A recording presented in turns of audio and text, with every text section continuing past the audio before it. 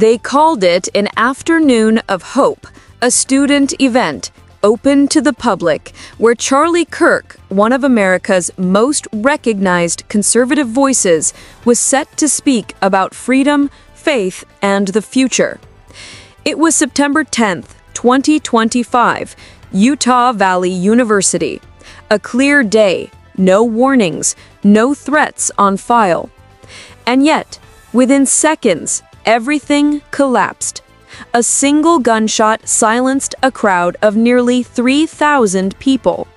Charlie Kirk fell, surrounded not by enemies, but by those sworn to protect him. In the hours that followed, investigators promised answers. The FBI secured the scene. Cameras were seized. Evidence was logged. They said the case was straightforward. They said the shooter had been found. They said justice would be served. But now, months later, a new camera angle has surfaced, footage that was never meant to be public. Footage that shows what happened on stage in the seconds after the gunfire. And what this footage captures isn't just a moment of tragedy. It reveals hesitation. It reveals confusion. It reveals movements within the security team that have left the public asking questions that no one seems willing to answer. What if the footage that was meant to solve the mystery actually revealed a hidden failure within the very people responsible for keeping Charlie Kirk alive? What if the wrong man, Tyler Robinson, was named as the shooter, while the real breakdown was much closer to the stage? These are not rumors. These are not anonymous online claims. Every detail you are about to hear comes from verified reports, court filings, and official footage analyzed by multiple independent sources.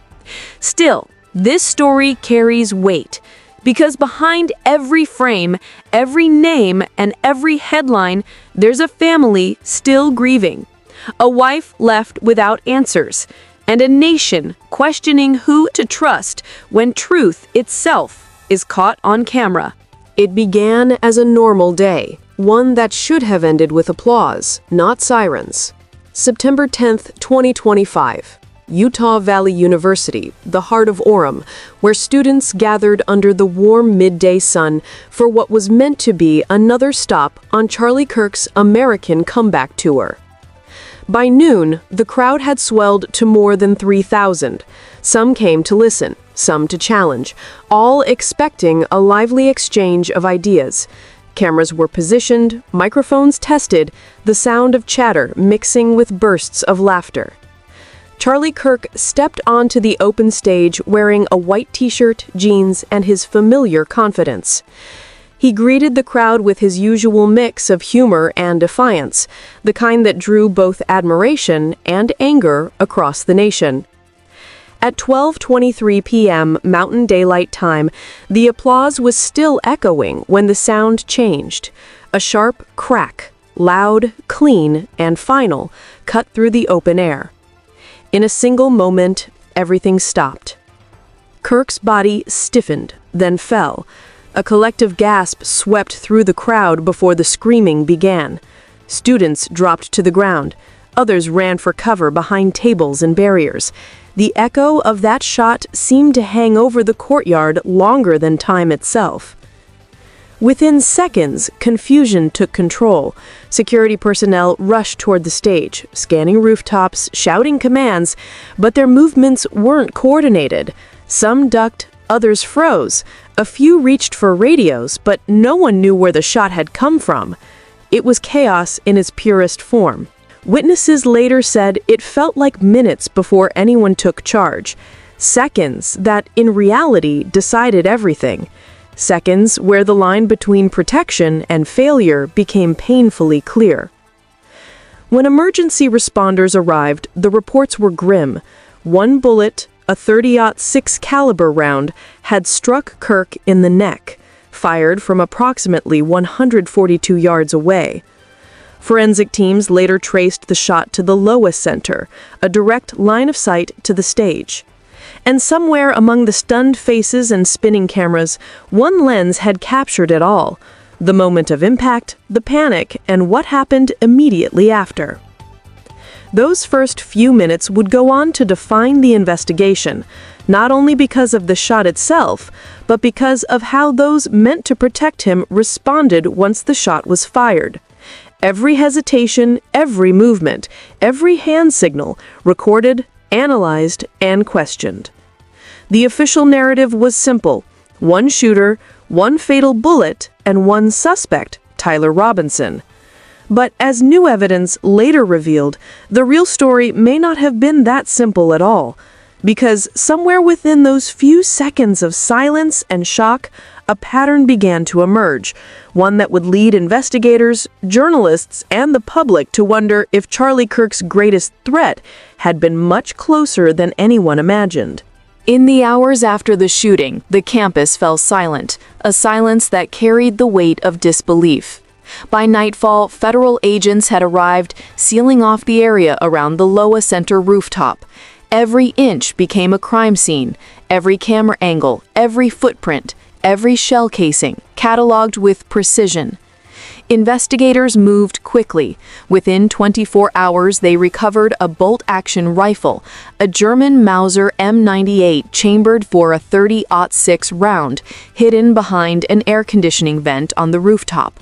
Near it, a blood-stained towel and a small screwdriver were found, both items dusted for fingerprints and DNA. Forensic testing came back fast. Partial DNA matches pointed to a 22-year-old man from nearby Provo, Tyler James Robinson, an electrical apprentice with no prior criminal record. Surveillance footage showed a figure notching his description entering the building 2 hours before the event, carrying what appeared to be a long duffel bag. By September 12th, Robinson was in custody. His name and image filled national headlines. Shooter captured, justice for Kirk, political violence hits Utah. Federal officials held a press conference announcing that ballistic analysis confirmed the bullet recovered from Kirk's neck matched the rifle found on the roof. The firing position, approximately 142 yards from the stage, provided a direct, unobstructed line of sight. On paper, the evidence looked convincing.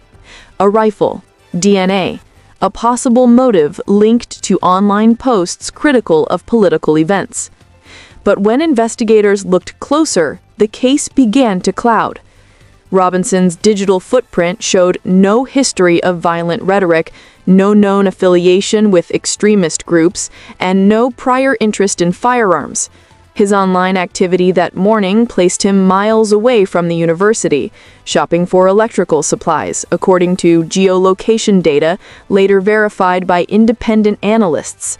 When questioned, Robinson denied everything, calm, direct, unwavering. He admitted to being near campus that day, but insisted he had never entered the Loa Center.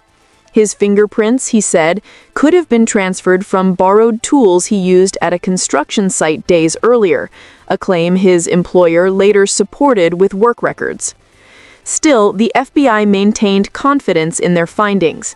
Agents emphasized the DNA traces on the towel and screwdriver, the ballistic consistency, and the witness timeline that placed a man resembling Robinson on campus shortly before the event.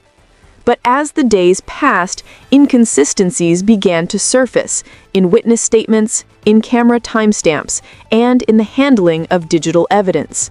Online, a flood of theories began to circulate, blurring the boundary between fact and speculation. Some users questioned how a 22-year-old with no sniper experience could have made such a precise shot from that distance. Others focused on footage showing apparent confusion among the security team in the moments after the gunfire. By the end of that week, what had begun as a straightforward investigation was already becoming something more complicated. A case tangled in questions of accuracy, responsibility, and truth. And as new footage quietly emerged, footage that appeared to challenge the timeline itself, Even those closest to the investigation began to wonder if the real story was still hidden somewhere within the unedited frames. Days after the tragedy, a new layer of the story began to surface. Among the media seized from Turning Point USA's production team, investigators discovered previously unreleased stage camera angles, footage recorded in crisp 4K resolution from multiple positions around the podium. The cameras had been set to capture the debate from every possible angle: a front-facing rig, a rear shot, and a handheld roaming unit capturing audience reactions. One camera, positioned just above the stage, recorded the event in high detail, including the exact moment the fatal shot was fired. It was this footage that first caught the attention of online investigators. In the seconds after the gunfire, a staff member, identified as a TPUSA technician, was seen moving quickly toward the stage, removing an SD card from the main camera. The motion was deliberate, precise, and occurred within minutes of the shooting. To some, this was standard operating procedure. The technician later explained that the card contained critical evidence that needed to be secured before it could be damaged or stolen in the chaos. Removing it was a routine act of chain of custody preservation. But to others, the movement looked different. It looked to many online viewers like the deliberate removal of evidence. It looked to many online viewers like the cleaning of a scene, a subtle action meant to obscure what had really happened. Discussions spread rapidly across forums, social media platforms, and news comment sections. Questions began to circulate. Why was the card removed so quickly? Could something have been deleted? Was Tyler Robinson being framed while the true failures were closer to the stage? The controversy deepened when clips of the card removal were slowed, looped, and enhanced.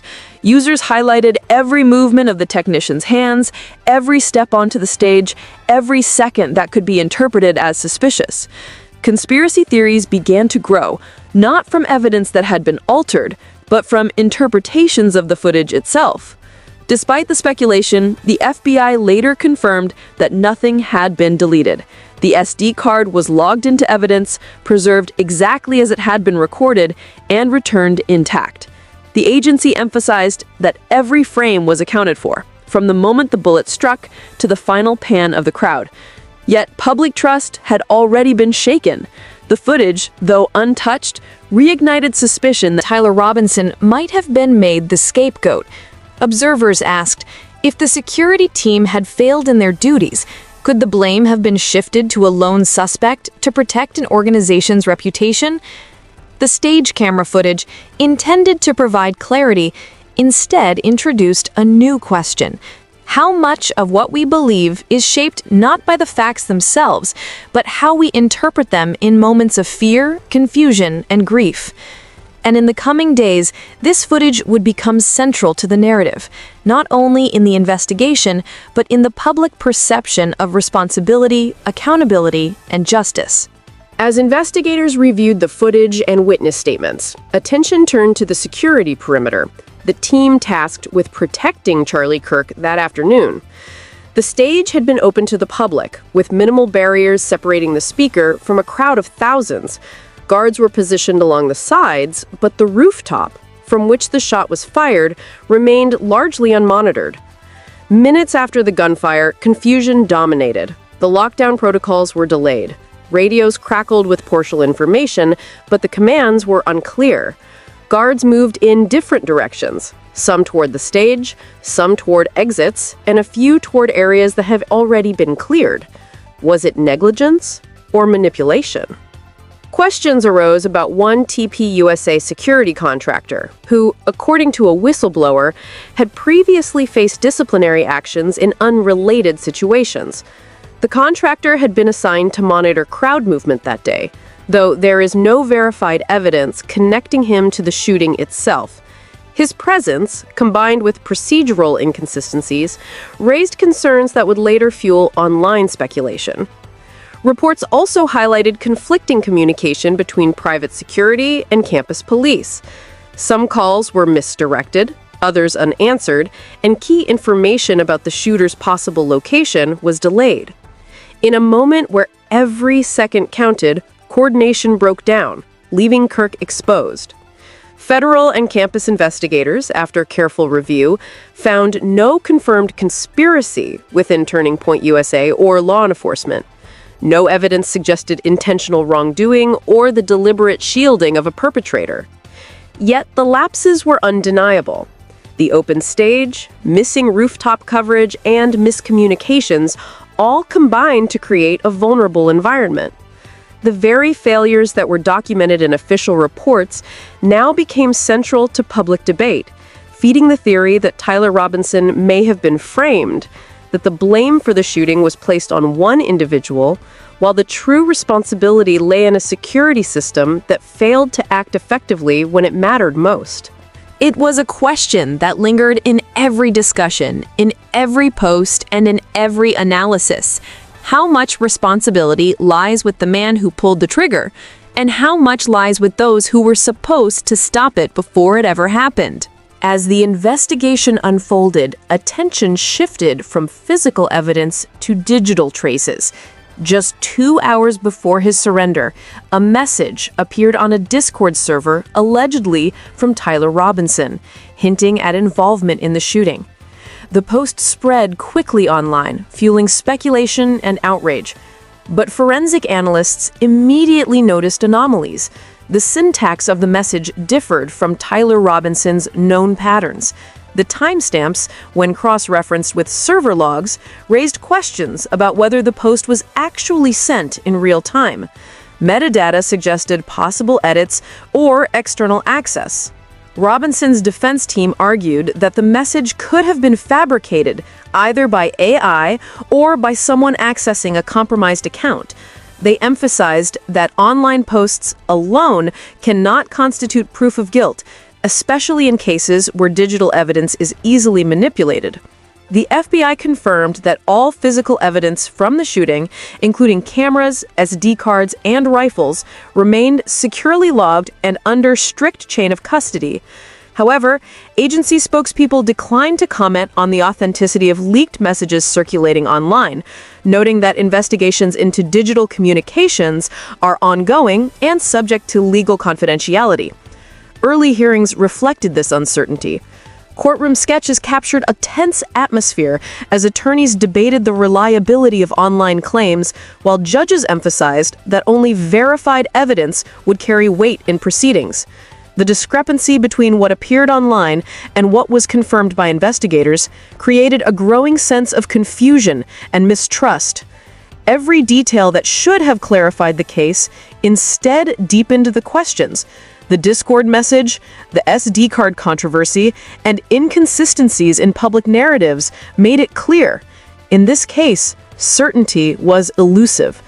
Every piece of evidence that should have answered questions only raised more. Was Tyler Robinson a radicalized gunman or a convenient scapegoat for a deeper failure within the system?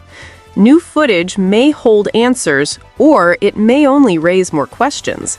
Every frame, every SD card, every message and statement reminds us that truth is rarely simple. In a world where digital content spreads faster than verified facts, it is more important than ever to keep questioning, to remain critical, and to seek information that has been confirmed by trusted sources. The investigation continues. Court proceedings unfold, and while answers may come slowly, the responsibility to examine the evidence thoughtfully and responsibly rests with all of us. Forensic analysis continues. Truth has no timeline. Subscribe to stay updated as new court evidence and footage emerge. Justice deserves clarity, and so do we.